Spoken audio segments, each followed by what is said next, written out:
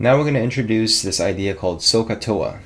This is basically involving right triangles, and this is a nice mnemonic.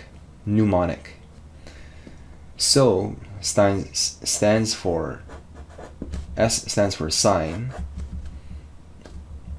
and we're going to say C stands for cosine, cos, and T is a short form for the word tan, and you might have noticed this on your calculator.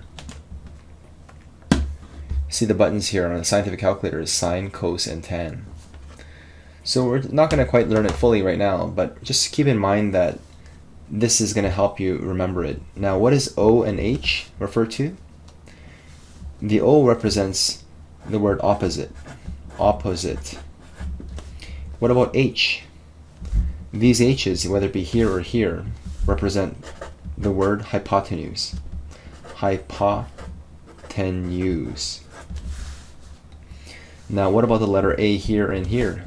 What does it represent? It represents adjacent. So we're just getting used to this terminology here, and everything will make sense in a bit. Now let's really focus on the angle.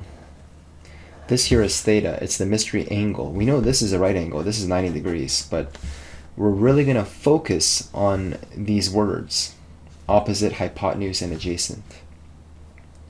And the only way to label this triangle here, there's 3 lines here, we're going to label it properly, is to actually stick your finger on the angle.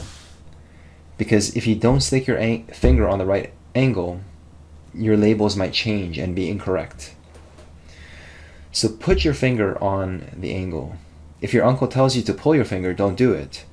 But we need to put our finger on theta and think about where is the opposite.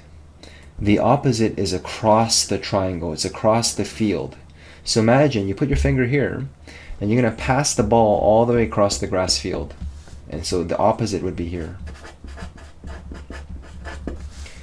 So the opposite of this angle is across the triangle, which is here. Now where's the hypotenuse? The hypotenuse is always the longest side of a triangle. It's going to be across the right angle. So we call this the hypotenuse. Hypotenuse.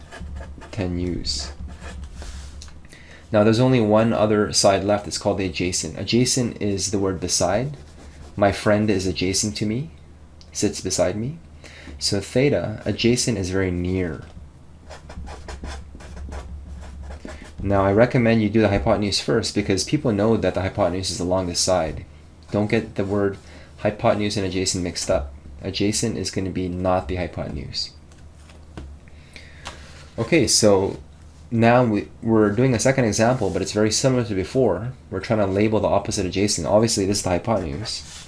But the reason why I did the second example is just to show you that when we change where theta is, when you change your focus on the angle being somewhere else, not up here but to the right, all the words change except for hypotenuse. So hypotenuse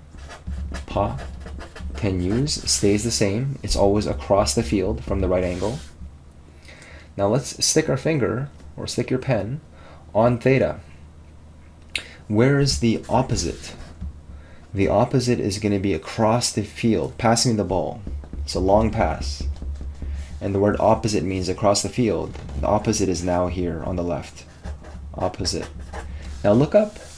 The opposite used to be down, now it's to the side. So it really depends where you're focusing on. And we're focusing on this angle. Focus on the angle when doing trigonometry. And the adjacent is going to be your friend beside you, but not the hypotenuse. So the adjacent is going to be right here. Good job. We're starting to understand how this works.